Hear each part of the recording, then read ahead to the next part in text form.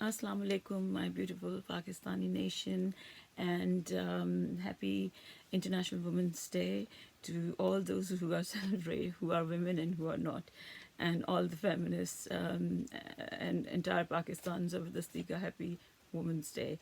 The reason I look like this is because I wanted to bring a little bit of humor into all this because I feel it's gone a bit too far, a bit too dry, and a bit too boring. And also a message, a very strong message. It's my face, my will. So please don't make fun of me.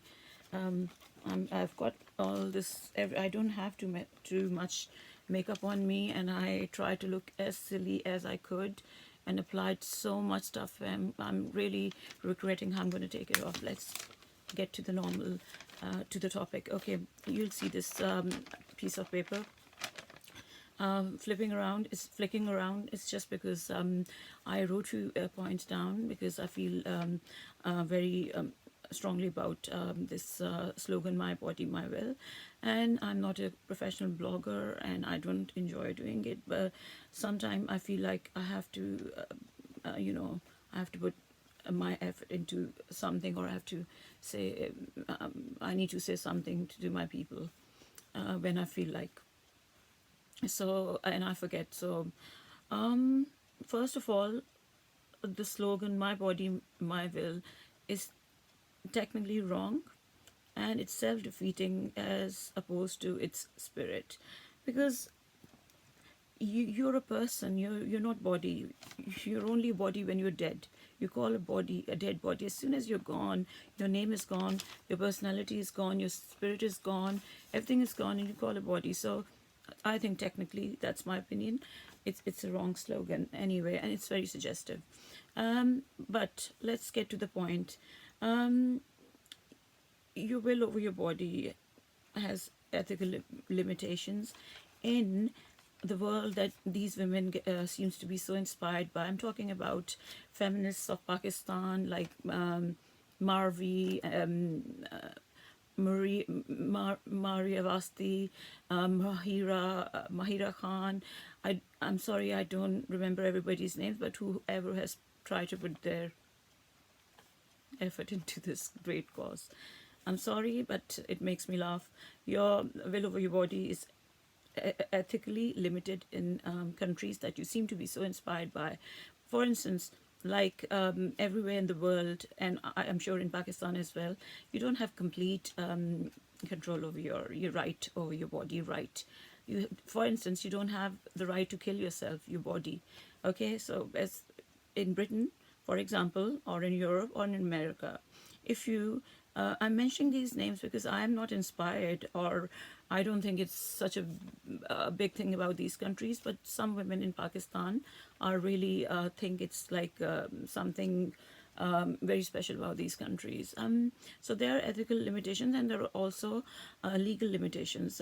If somebody finds out you're suicidal and you haven't even committed the crime yet, you will be obviously dealt with police, and you will be sectioned. Okay, secondly, and for the rest of your life you will be watched, and you will be observed by the medical team and by the police, and who likes that? Self and second thing is a self-harm, cutting yourself,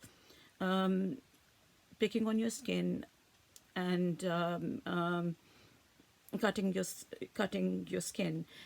People do that out of certain mental health issues, and that's not acceptable as well by law and by the society or by ethical norms, because the reason behind that is like you can actually get a wound which can be infected and resulting in death. So if you try to do that, you will be watched by your medical team and by police for the rest of your life.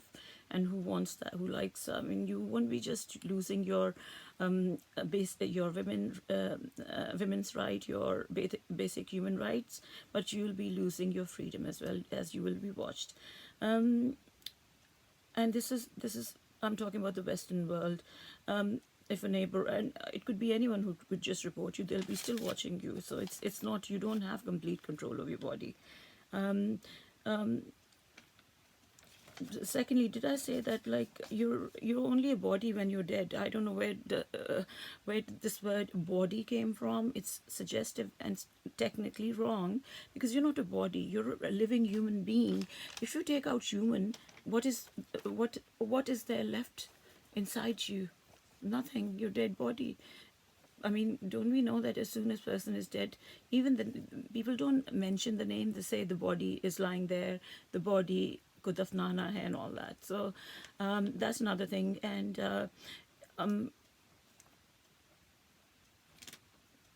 if you are so much in favor of women's right, why haven't you raised your voices against what Dr. Afia Siddiqui is going through? Do you know that she doesn't forget about women's rights? She does not even have basic human rights. She's been getting raped every single day in the prison. She was kept in Guantanamo Bay, where women are not kept. Have you? Is she not a woman? Why have you not? There's no noise. I haven't seen anyone protesting for her. Um, um, and also same thing is happening in Palestine, and Kashmiri women are getting raped every day. And why don't you hold slogans or against Indian Army and the other armies? Why don't you make another slogan? I mean, under the same slogan, why don't you raise your voice for the real suffering that is happening in Kashmir, next door to Pakistan, and in Palestine? And then Pete, the ruling party, PTI's Gula Lai. What happened to her? What the same media and same women started slandering her sister, and calling her names, gave her no respect, as if she did not have a basic human right or women's right. Why you're not talking about? She was crying for help. Nobody helped her. In fact, she was slandered in return by the media and by such women. I'm sorry, I have to say this because it's time to call Dagger a Dagger. And also, in all justice to Mariam Nawaz Sharif, the way she's getting treated in a very indignified way by police and by other authorities in Pakistan is totally not acceptable. She's, I mean, where's the proof? But I'm not supporting any party or anything, but it is also my duty, with rights come duties as well, as a human, as a Muslim, to say wrong, wrong, and to call right, right. And that's not the way to treat a woman. And these women have done nothing for these victims. And another very, I feel very strongly about something that is happening by the females of Pakistan in almost every household. That is, the female domestic helpers. Are they not human? Are they not women? The way they get treated. Come on, don't lie. You treat them like as if they're not even human. They're part of your family. Domestic violence doesn't just mean a fight between. It's a verbal, it's a physical, and it's a mental abuse to a person living under the same roof. And these, I'm sorry to say, under the stair people, you don't treat them like humans at all. They don't even have the basic human rights. Not even, the 12 hours legality rule doesn't apply to any domestic helpers, let alone female. It doesn't apply to anyone in Pakistan. Why? All these activists, can't you do one march for them? And can't you change? And mostly I have observed, I come to Pakistan regularly, and I used to live in Pakistan. I know the way they get treated, especially by the female members, okay? And in the end, I just wanted to actually put forward a proposal that me and my friend, who happened to be a Gori, we discussed this slogan of, in Pakistan, and we were talking about it. And for a second, we actually agreed to a proposal that I'm going to put forward to you.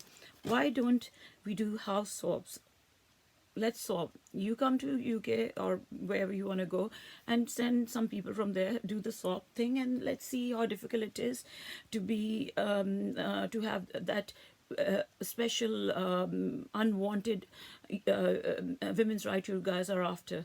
It's a punishment.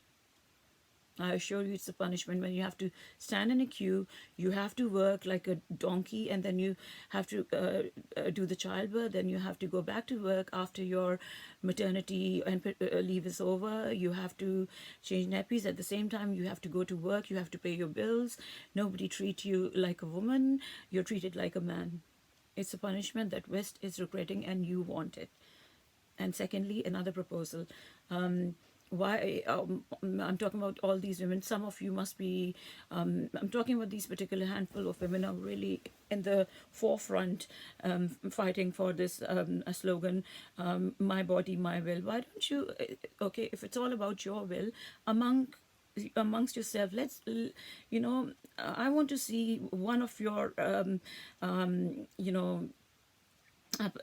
friend, or the person, what do you call it, the fellow being fighting for the same slogan, who's not married, want to get married to your husband, and he wants to get married to her, and then I want to see, and then they get married, and I want to see how you welcome her, because it's her women's right to have a house, to be housed, to be fed, to be looked after, as a basic human right, and also to be married under Islamic law. If not, you guys don't like to talk about Islam, so let's talk about non-Islamic way, which is boyfriend. So if I want to see if one of your fellow slogan holder is caught dating your husband, it's her body, her right, it's his body, his right. I want to see how you welcome her, or you accept her right as a feminist, because she has a right over her body just like the way you do. So, guys, you're just asking, be careful what you wish for, as they say. And West is regretting what you're asking for. Allah Mia has given, we are already equal men.